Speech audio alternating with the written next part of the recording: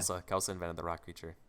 Yeah, Kelsa invented the rock creatures, and then Eric said that the Jovian was like this, like basically living planet thing, and so then I figured it would make sense for like the Cracklings to do that, and then the Jacobs were a representation of the Jovian, and so just that it all kind of came around. So the Cracklings and the Jacobs were really connected, and it was just super. That was awesome. I think for me, this game I think almost would have been better off not as a one shot, but like to come back to it. In a way, because we got a lot of like these ideas of there's a lot of like question marks of being like we should fill in how these things really connect together. I think it's something to do with the concept of our time, not just like time of play, like the duration of our game, but actually more about like the scope of time, the span of time is what I should say. The fact that like we don't really have years or anything right now here, but it seems to be like this was a long time. We didn't have enough play time to really like get into how like the Kings of the Hill connect to the establishment or that kind of stuff, right? And then kind of start stringing it along in this such broad scope and span of time. Sithmaster brings up a really good point about the like, because Microscope is usually very good at building and bouncing off of implications and hooks. But there's the silent implication versus the verbal implication.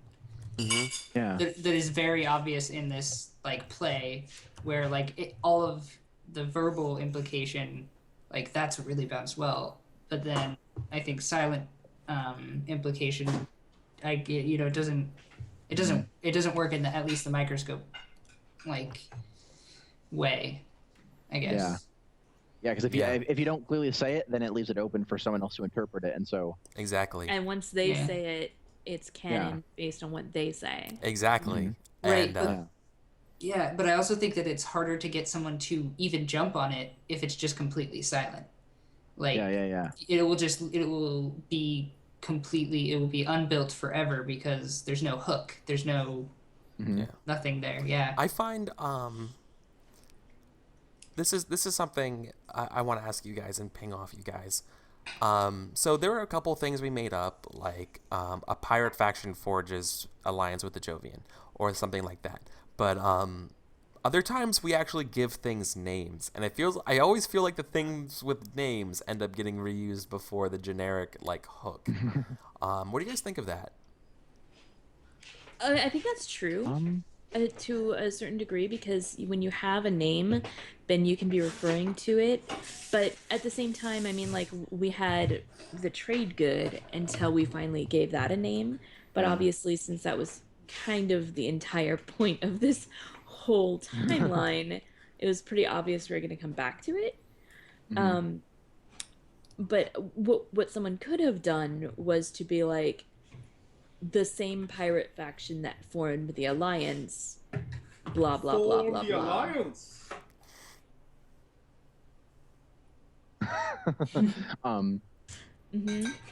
Yeah, I kind of like when something like is specifically named. I think it's a little bit easier to think up something with it. I guess. I guess to make up. Absolutely. Make up a scene with it. Because I mean, a name is an intentionality given to something, right? Like it's another detail you can use. Definitely, and I think having a name gives just that much more information. Exactly, that's what I'm trying to say. Yeah. Even if it's a totally nonsensical name that doesn't have any. Direct implications, it kind of still does. I mean, compare the idea of aliens invade versus the entities known as Ross invade. It's like, right? It's a way different thing. Yeah. So something that I did not really hit in this game was blanks. I actually never looked up and referred to the palette this whole time. I basically was just going off what we had, even though the palette should serve as like, if I'm lost or like need to add something. Like basically what I'm getting at is there were a lot of unused ideas in the yes column. Right, we didn't use the drugs. And, but that's totally fine. Like, I hinted at it with the Navigatrix Guild. But like, right, yeah, I remember. But like, it doesn't matter though, because Microscope's a game about us playing and talking about what we find personally interesting. And that's what I love about it. It's because, like, I don't want to play a game by myself and be a GM and, like, make up what I think is interesting. I don't care what I think is interesting because I know what I think is interesting. I want to know what you three think are interesting, right? And then jam on that together. Yeah. So, like, if you don't use the palette, like, you know, if there's an idea that just gets left out the whole time, or like there's a period of time that just gets glossed over. I see that happen a lot with just war, because it's just like there's nothing to talk about. Like, oh, you want to talk about a battle or something? Like, there's not that much to go off of. Yeah. You know, it's just like, it's fine. Leave it blank. Go fill in the spaces that you want, right? I feel like the palette is important in that we didn't cover all of the yes things, but the no things were definitely not included. Yeah. What I'm saying is that the palette did its job, but it also had plenty for us to use. Like, it had a lot of gas in the tank still by the end of the session. I definitely feel like the palette helped us shape what we did include, even if we didn't touch on directly. The things that were listed in the yes column, like in the back of our mind, those things exist somewhere out there. And having that knowledge or implication, it shapes what you come up with. So Right. Yeah, and I think that the no part of the palette, I mean, is always there, and it it really strongly shapes, because it's telling you what you can't do. Yes. Right. Yes. And so you always, like, the no palette is incredibly powerful, and I like what you were saying with the yes palette. It is there, like, and I might, you know, might not include, like, oh, let's talk about the relativistic space travel, but like I put in a period, like, breaking up time because of relativistic space travel, like definitely. Exactly. so it's like, I was like, if relativistic space travel is true, this must also be true. Oh, totally. So, yeah, and you yeah. So Sith Master brings up a point in chat. He says, I think the beginning conversation of forming the yes palette really colors the whole start of the game. So even just having a conversation without looking at it in play is quite useful.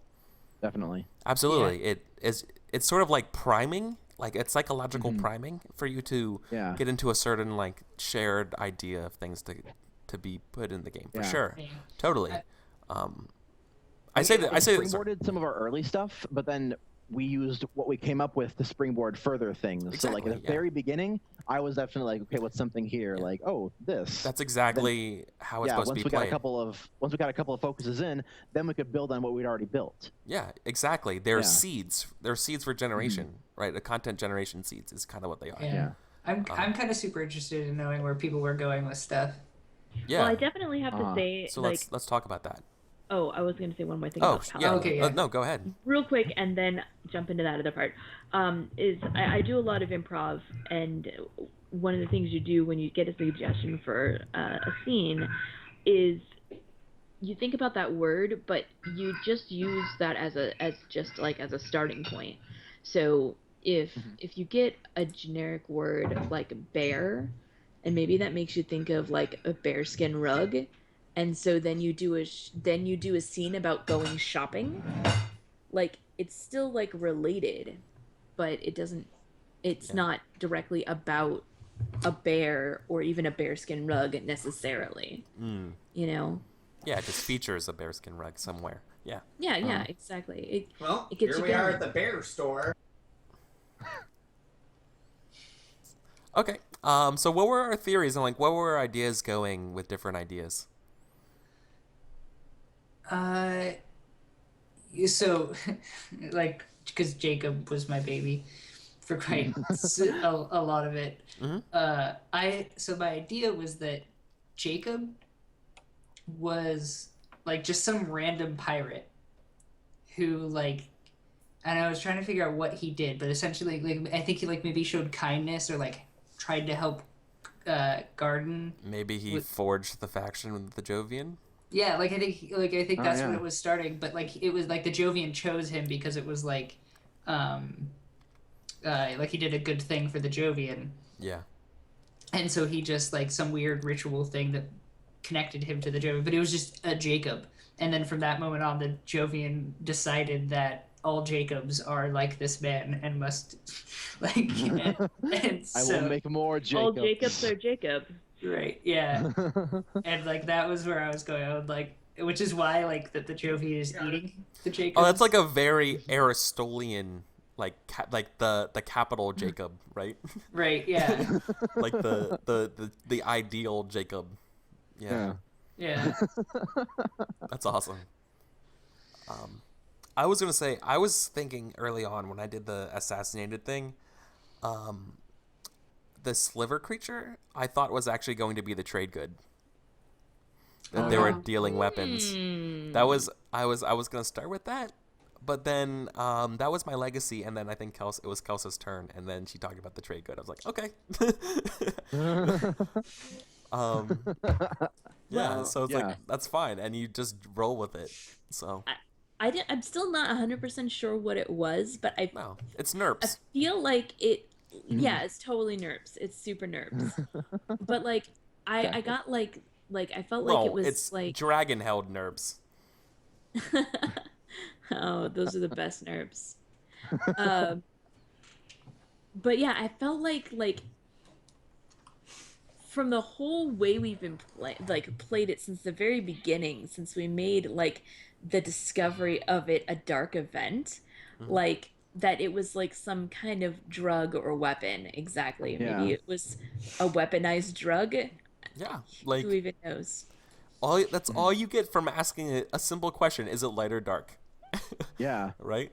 That definitely flavors it completely. Like if it was light, then it could be well, this is a food or exactly. Something. But if it's dark, it's I feel like it's hard to explain light and dark in the game because it's also somewhat weak, but it's also somewhat not weak. Like it's the tone is important. I used to when I originally played this game, I thought this seems like it's almost tacked on. I'm not really sure what Ben was thinking when he has this stuff here. Not saying in a way that like I know better. It's more like I don't know the point of this. And then the more I played this game, like I'm into probably like I'm hovering around 25 or so games now, probably.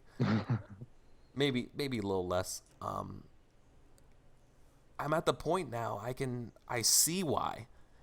Through enough plays, I'm like, yeah, exactly what you said, Adam. Is that it tailors in a way that you subconsciously think about. It's almost subconscious. That's how I would define the tones of effects. Yeah.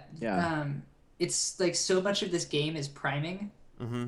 Like just so much of like what you do, and I mean like the palette, lights and darks, like all of basically everything that happens primes you to be in a state of mind to springboard.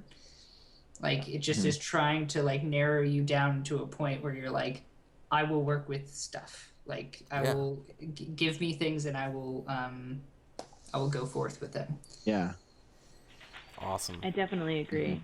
Yeah. Cool. Any more thoughts, ideas?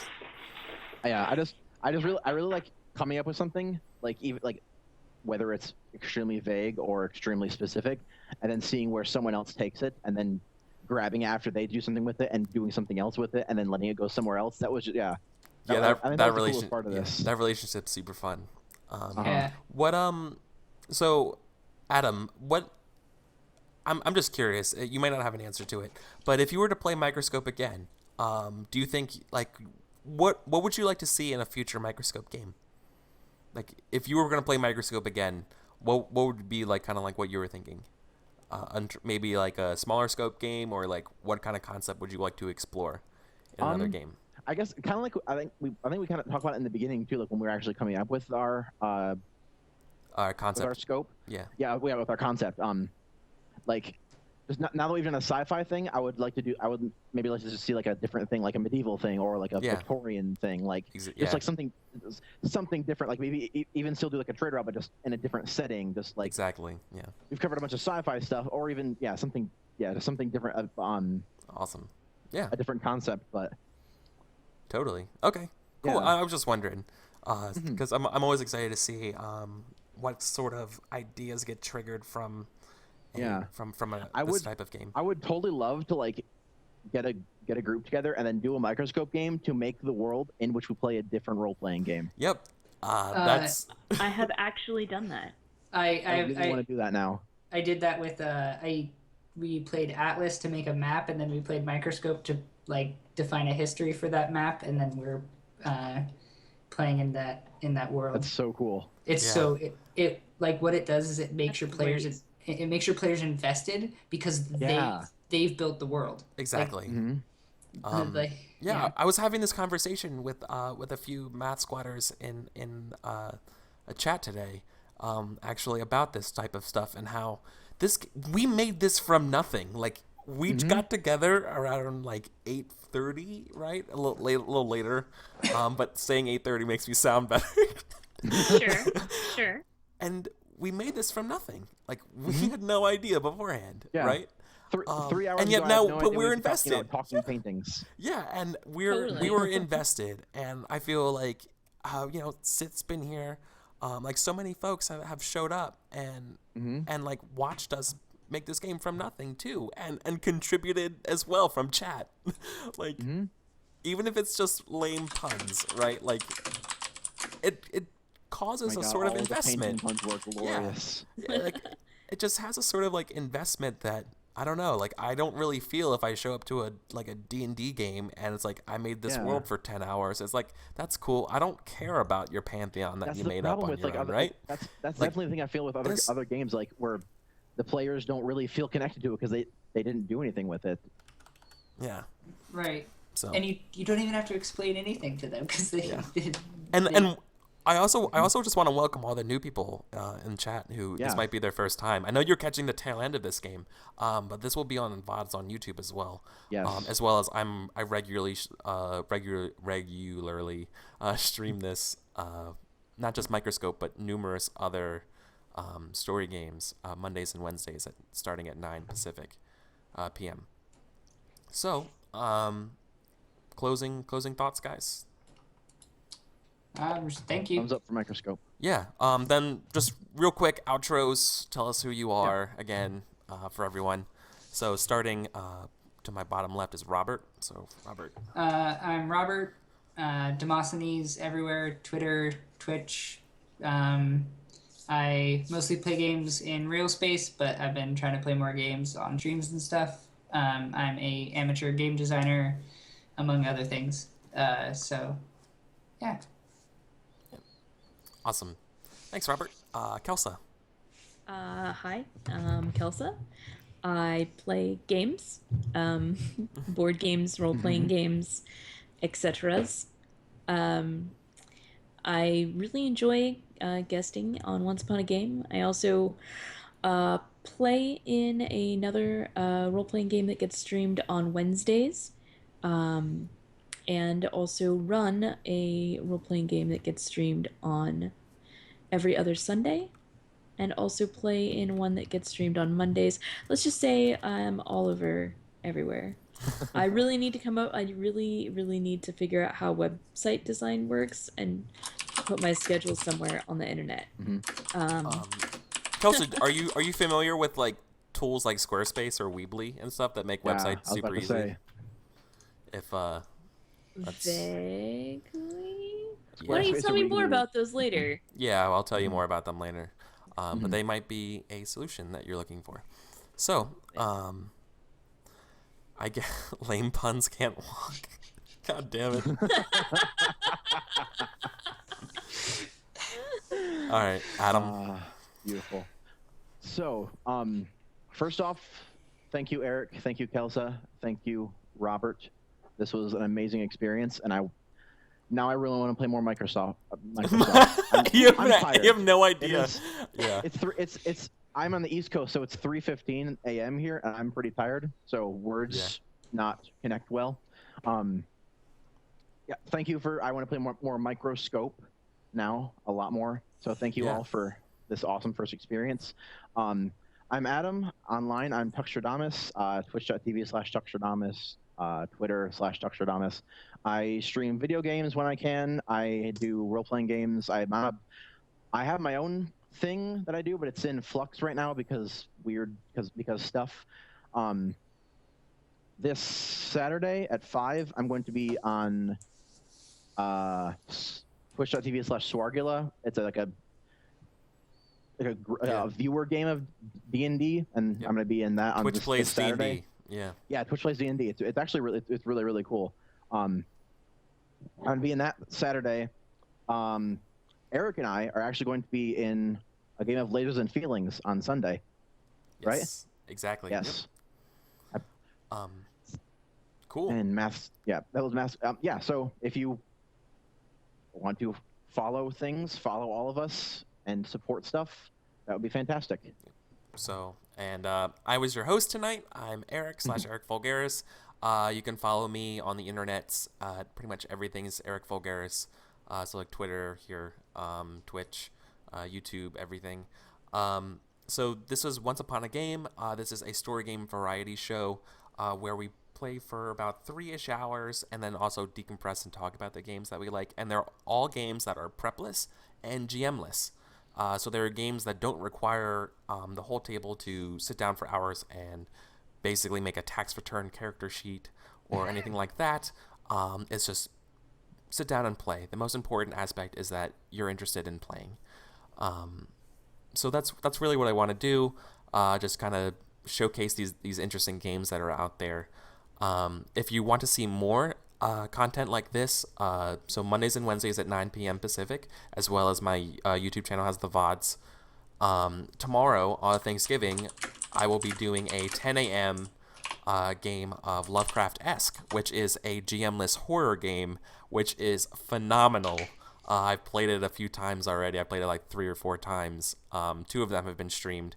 I'll be doing that tomorrow at 10 a.m. With a couple of my European friends because the hours work much better and I don't have to work tomorrow. So I'll be doing that tomorrow at 10, and I think afterwards I will be hosting a friend as I play Monster Hearts, which is a teenage powered by the apocalypse drama about like Buffy the Vampire Slayer and like monster ghouls, mummies, werewolves. It's super fun. It's adorable. It's all about angsty, supernatural, gothic, horror, tropish romance, and it's beautiful. I love it. So I'm doing that on Thursday. Nothing going on Friday. Unfortunately, I have my Friendsgiving plans that day, and I'm cooking a turkey. But Saturday, this Saturday I will be doing in the morning. What am I doing in the morning? Oh, I'm doing a stream game of Undying, which is a vampire RPG that is diceless, run by one of my European friends, the First Sterling, as well as a few others. And then later on in that afternoon, I will be hosting and running a game of John Harper's Blades in the Dark. Doing a one-shot of that on Saturday. And then Sunday at 2 o'clock Pacific, I will be doing Lasers and Feelings with Tuxtradamus on another friend's Twitch channel. If you're interested in all that kind of stuff, I know it's a lot. I just spewed forth tons of games and dates, and you're like, you're crazy. Follow me on Twitter. I will be keeping you guys updated with that. I have you can find from my Twitter, my website, and I have a calendar there. So that would kind of help alleviate some of that. So yeah, a lot of games. I really love playing games and talking about them and seeing their mechanics and talking, and just talking shop about it. So this is what I do. So anyways, good night, guys. It's bedtime for me. So, good night, Adam, Kelsa, and Robert. Thank you so much for joining me tonight. This was wonderful. Yes, you guys made this game super memorable. So, thank you. Take care. Thank you. All right, and Bye, guys. viewers, AP Gaming Real, thank you for hosting me. Kelsa and Tux, thanks for hosting me as well. And new people, thank you for coming around. I know it was weird because it was late and you showed up and you're like, what the fuck is this? But thank you puns. for painting. It's exactly. It's index card Bob Ross memes is what we did. So good, so fantastic. I know this outro has been going on and on and on. So I'll end it there. So good night, chat. Good night. Good night, everybody. Good night, friends. Good night, Moon. Good night and good luck. And we will. This story will also enter the fictional thermodynamic entropy. So, good night, guys.